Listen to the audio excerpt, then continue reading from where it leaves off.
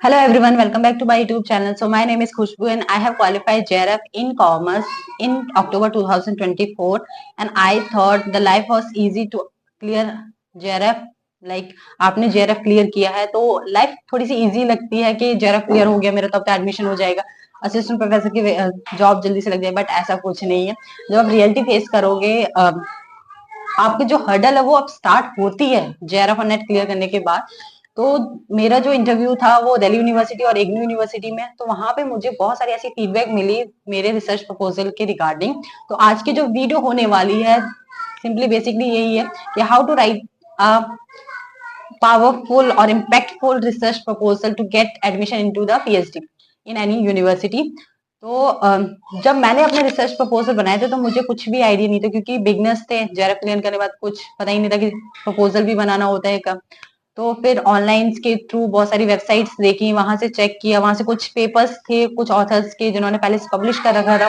तो वो चीज सबसे पहले ये था कि मुझे अपना सब्जेक्ट सिलेक्ट करना है, टॉपिक सिलेक्ट करना है कि मुझे किसके ऊपर जो अपना प्रपोजल है वो बनाना है।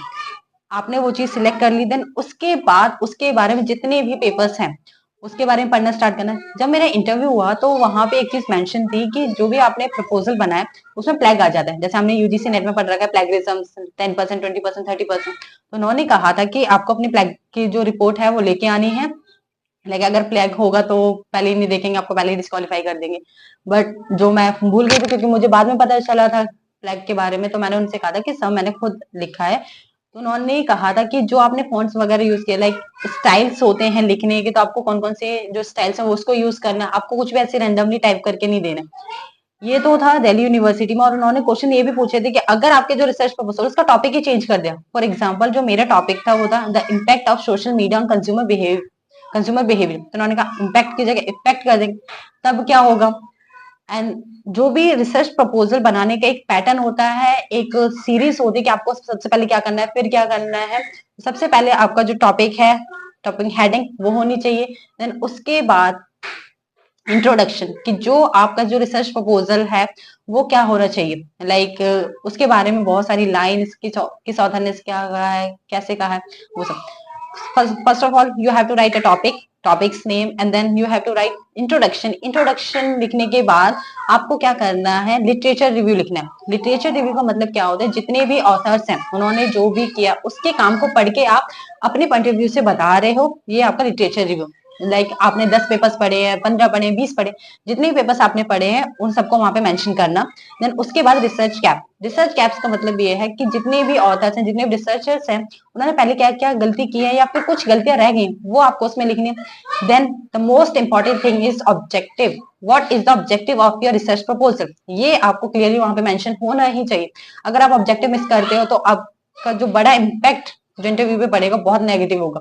देन ऑब्जेक्टिव लिखने के बाद आपको वहां पे अपनी जो पॉपुलेशन है वो मेंशन करनी है कि जो आपका रिसर्च प्रपोजल बनने वाला है उसके लिए पॉपुलेशन क्या है। लाइक फॉर एग्जांपल जो मेरा टॉपिक था वो कंज्यूमर बिहेवियर था, तो जो मेरी पॉपुलेशन थी वो ये थी कि जो दिल्ली एनसीआर में जो लोग थे 18 to 40 एज के बीच में, वो पॉपुलेशन थी। And the sample size would be, sample size आपको बताना होगा कि सैंपल साइज क्या होगा, पॉपुलेशन क्या है, ये सारी बातें आपको क्लियर रखनी है।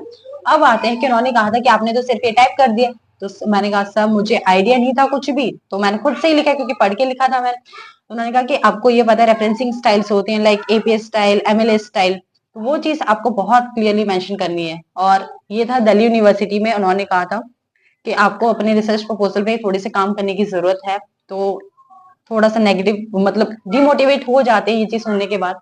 उसके बाद मेरा इग्नू में भी पीएचडी का इंटरव्यू था, तो मैंने अपने जो रिसर्च प्रपोजल टॉपिक मेरा वही था, बस उसी में कुछ करेक्शंस की थी कुछ। तो वहां पे उन्होंने भी कहा कि आपने जो प्रपोजल बनाया, और प्रपोजल जरूरी नहीं है कि बहुत मतलब बहुत ज्यादा पेजेस का हो, अगर आपका जो प्रपोजल है वो 7 to 8 पेजेस का है या फिर 10 to 15, दैट्स इनफ। बट जो भी है वो क्लियर मेंशन होना चाहिए। लाइक सबसे पहले आपका topic, introduction, literature review, research gap, objective and sample size, population, and the most important reference, कि जो आपने रिसर्च प्रपोजल लिखा है कहाँ से लिखा है उसमें रेफरेंस देना जरूरी है। लाइक आपने कौन सी साइट यूज की, गवर्नमेंट साइट, प्राइवेट साइट्स, कौन कौन से पेपर्स है, उन सबको आपको मेंशन करना जरूरी है। अगर आप ऐसे मेंशन नहीं करते तो आपका जो रिसर्च प्रपोजल है उसमें फ्लैग आ जाता है, जो कि एक अच्छा इम्पैक्ट नहीं पड़ेगा। तो ये बातें आपको ध्यान रखनी है अपने रिसर्च प्रपोजल बनाते टाइम। कि कौन कौन से ऐसे पॉइंट्स हैं जो आपको ध्यान में रखने हैं. These are 5 to 6 points we have to maintain in line wise, or we have to think about it before writing the research proposal. So today's video is all about. Thank you so much.